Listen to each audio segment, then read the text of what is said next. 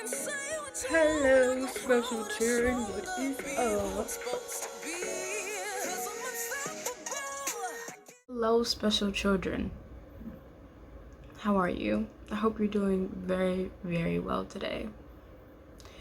As you can see, we are in a slightly different setting. This will be more like a podcast. Yes, this is a water bottle. Don't worry about it. So, today, you're just gonna sit with me and we're gonna talk about the Spanish flu of 1918. You're welcome.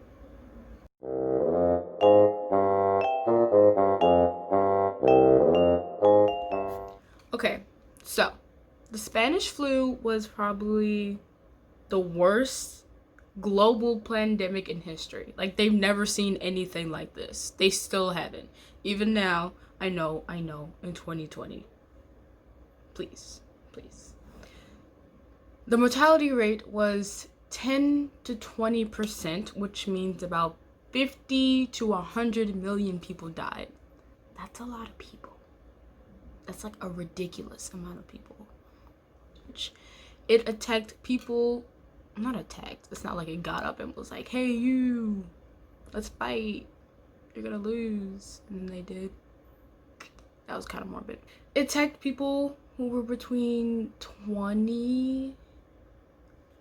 20s and 40s, which like sucks because that's all the people that are usually working to provide for their families and or like taking care of their families or like able-bodied enough to do things like work. So that wasn't too great. It started spreading globally in a military camp in Kansas, America. And turns out soldiers were spreading the disease across the world. You know why? Because World War I was happening right now. So yeah, soldiers were spreading the disease. Now, let me tell you why I decided to do this video. It was because of the coincidences. It's nuts. Absolutely crazy. Okay, listen. It began to spread in March or April. Do you know what happened in March or April of 2020? America shut down. Everybody quarantined. That's when it was the highest. Just like in 1918. All right, let me finish. Now, this was what really made me think, what the heck? The second wave, listen to me. Look at me. Look, I'll take my glasses off. The second wave in 1918 happened between November and December. Do you know what's happening right now? Our second wave, and it's the worst. Because even more people are dying because nobody listens. Okay. Now, that's crazy, absolutely nuts, because that's exactly what's happening right now. Hello? So, those countries that had military censorship were forced to conceal the pandemic. But Spain was neutral. That means they were not fighting in this war. They were just watching people like go kill each other. Since Spain was neutral, they were able to like say stuff in the press and use their press to report what was happening in their country. And they're like, dudes, everybody's dying. What's going on? What? I know there's an actual literal world war. Like, everybody's involved right now. But we're dying from something else. Like, people are just dropping. What's going on? Explain to me. And they posted. But due to the fact that it seemed like Spain was the only ones with the disease, because they were the only ones who were like saying stuff about it, they called it the Spanish flu. Because it seemed like only Spain had this disease and everybody else was like oblivious. So, but that's crazy. Like, so, okay, so let's say like Germany.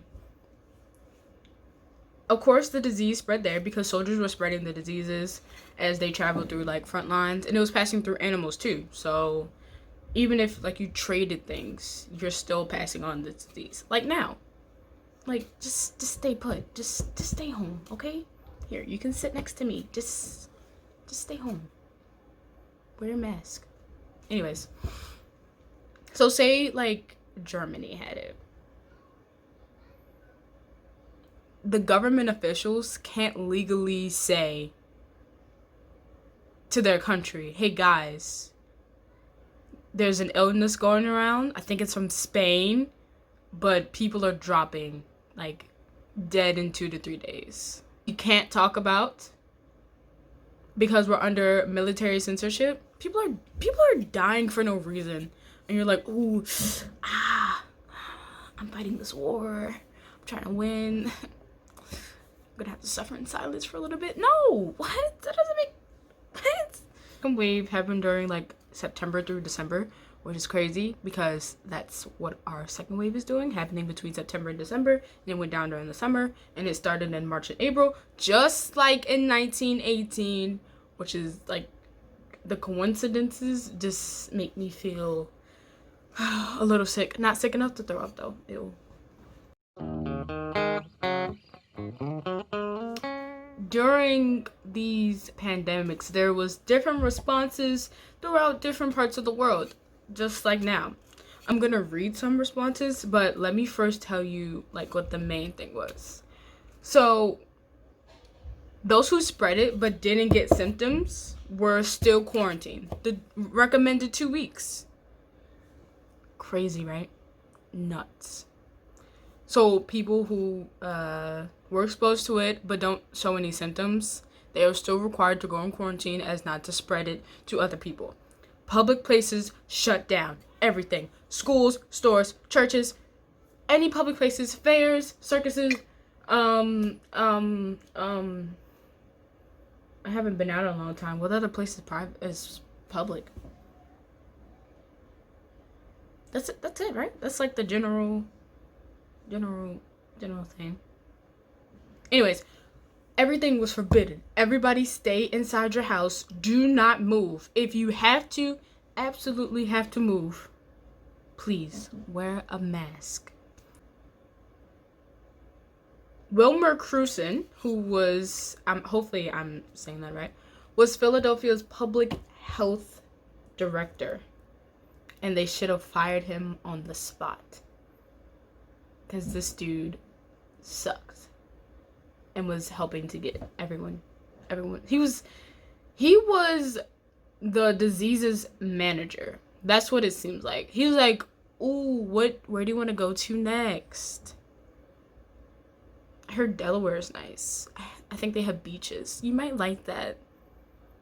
You know what? Here is a passport to everyone in Philadelphia. And then the people who go to Philadelphia or come see Philadelphia. I want you, Mr. Spanish flu, or Mrs., no judgment, to be completely comfortable with all these people. I should introduce you here. Let's spread the love. That's what this dude was doing. And you know how he did it? He held a parade.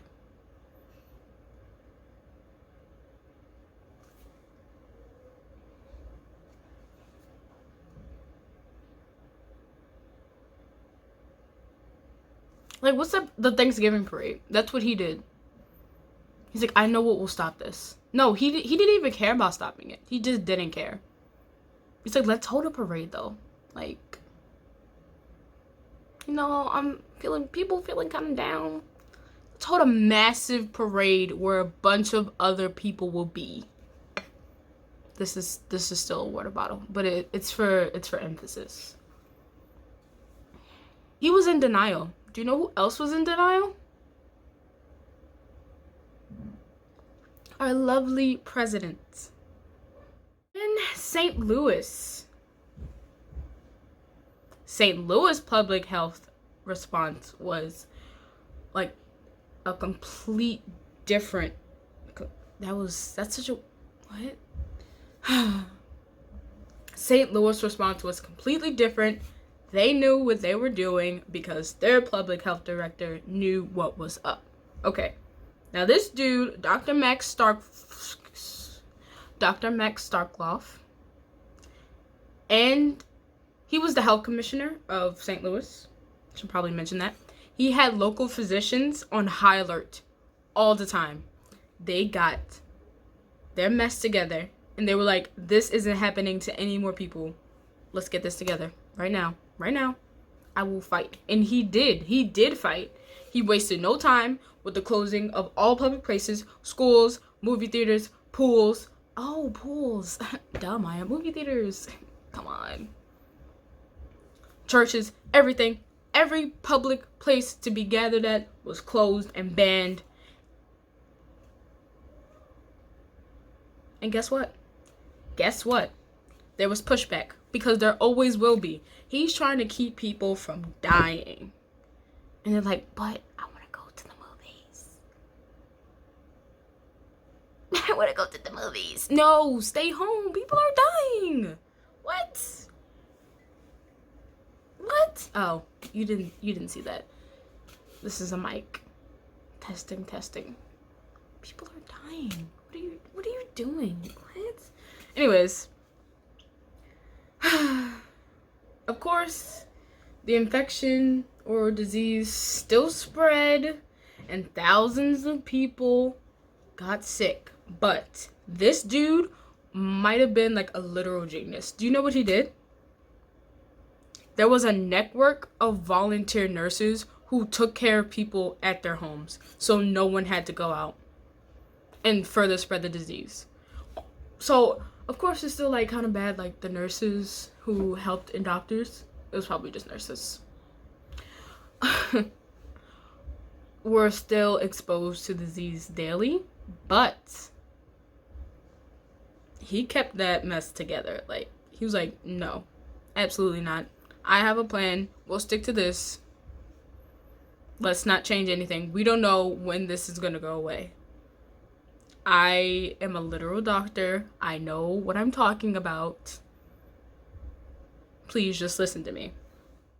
It's not to say that it didn't hit St. Louis very hard, especially during the third wave, which came back in the spring, late winter and spring of 1919.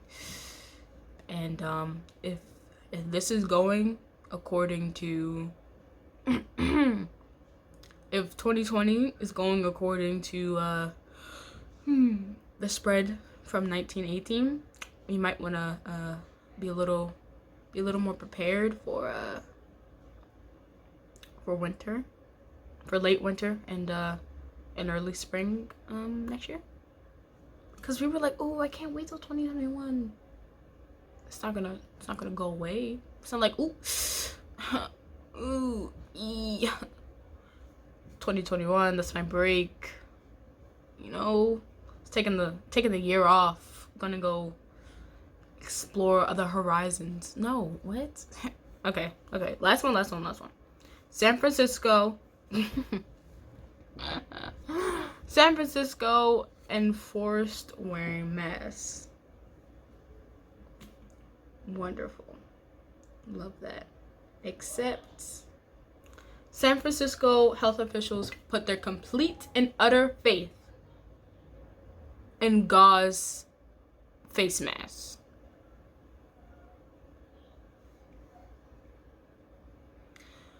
The California governor was like, I've had enough of this. It is your duty as an American to keep everyone else safe, so wear a mask. I don't care if it has holes in it. Wear it. But there were extremely well-organized campaigns to make sure that people stay quarantined and that people have resources so they could stay quarantined. And also, of course, banning social gatherings in all places of public amusement. That's right, no libraries. Jeez. Okay. But yeah, they did a pretty good job, but the problem was that they thought that the reason that their mortality rate was a little less than everybody else's was because of their mask, which was not the case. So, they, when the third wave hit, people were still fighting back, of course, to be expected. And those people, yeah.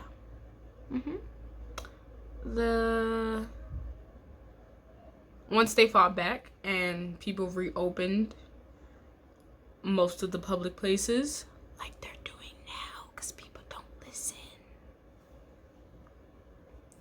San Francisco ended up suffering the highest death rate of the Spanish flu nationwide. Sucks. Like, worse than the people who held the parade, because they didn't listen. Just stay home.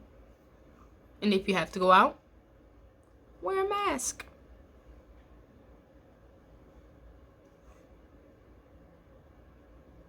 Yeah, alright. That's it for That's it for today. I don't want to go too, like, heavy. I just wanted to talk about it because it's crazy how similar it is to right now. Like, I don't even think I'm gonna edit this. I think I'm just gonna post it. No. We'll see. Yeah, this is something else. But I also think 2020, as it's coming to its long-awaited close, has taught us all to listen just a little bit. But yeah, I'm thinking about doing these like on a Wednesday, because that's my day off technically. So maybe once the new year starts, I'll switch back and forth between Wednesdays and Saturdays. So Wednesdays will be more like this podcast, just me talking kind of thing. And then Saturdays will be actual videos. But one or the other, no both. No. Okay, wait, pause. I forgot to tell you. Since I can't find the footage for this last part, you're gonna find out what I mean in the next podcast video.